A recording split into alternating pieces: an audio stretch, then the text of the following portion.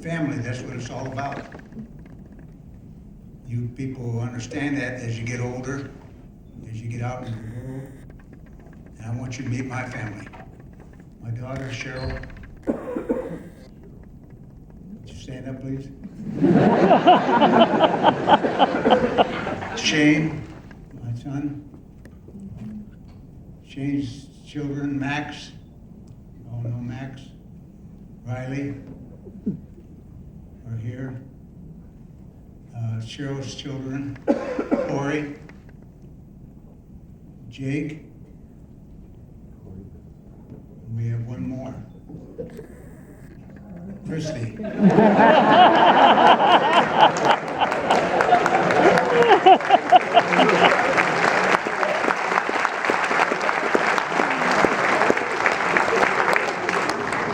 Don't tell the guys, but she's my favorite.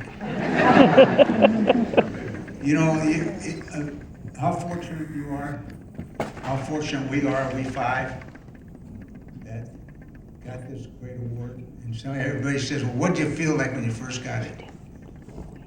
Well, I felt that I'm inadequate because I'm representing so many people that fought for me to be where I am.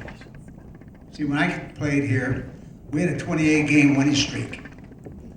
That means one year we started a winning streak in 1950. We were undefeated in 51 national champions. We were undefeated in 52 national champions. And we lost one game in 53, and we were Rose Bowl champions. First year we could go to Rose Bowl. So I really didn't know much about losing. In fact, they asked you, well, what did it feel like? Well, we used to come in the locker room, we used to say, we're so confident we're going to win. We say, where's the party going to be tonight if we win? What about the party? But no, that's just a joke. But I want to leave a little message. I want to leave a little message with you. And go back and look up and find out where you came from. What your grandfather did, what your grandmother did, what your great-grandfather did, I can tell you what mine did. I had 5 years. I went back 5 years, generations.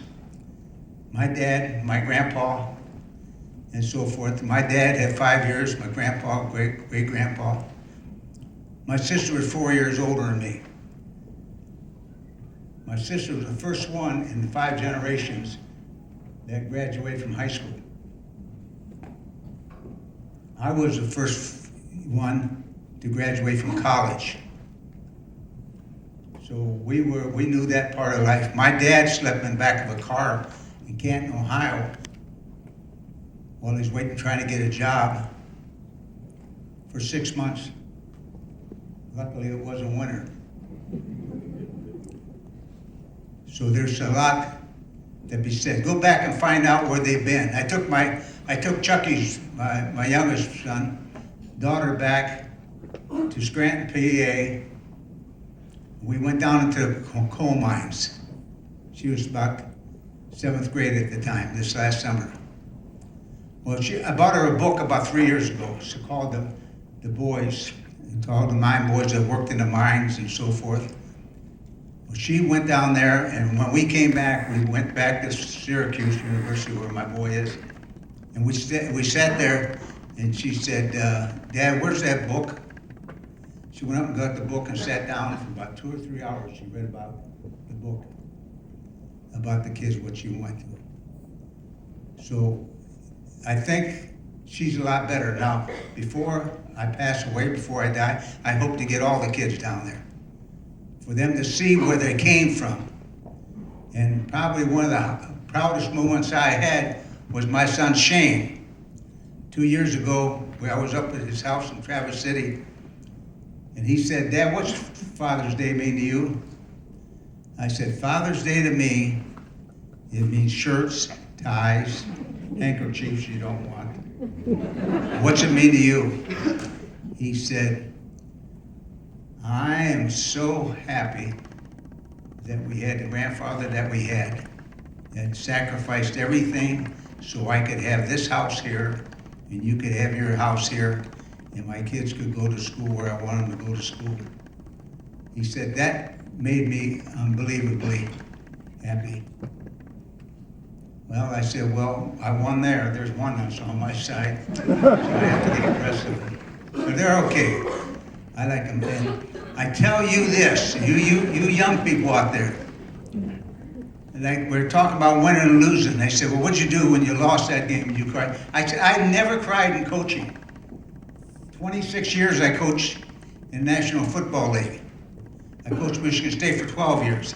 I never cried after a game because I played as hard as I could. I did everything I could to win as a player and as a coach. I did everything I could to win. Do you hear me?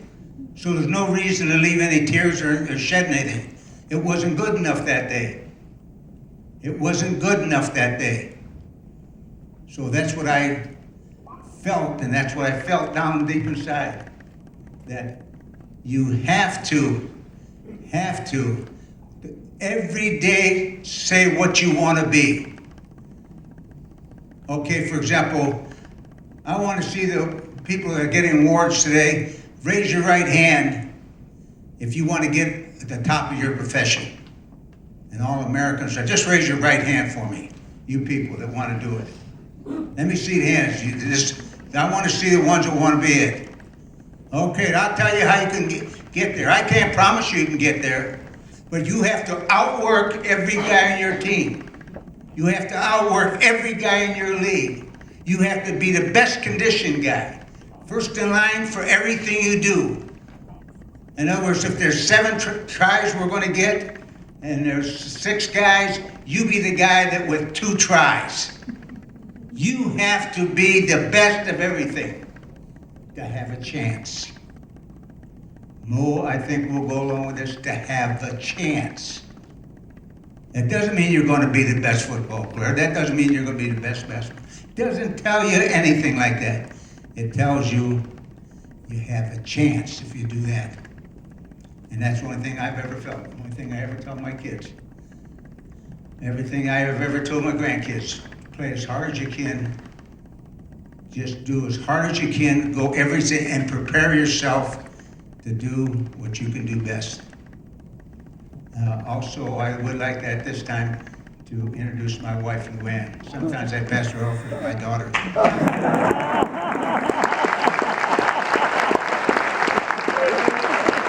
Thank you.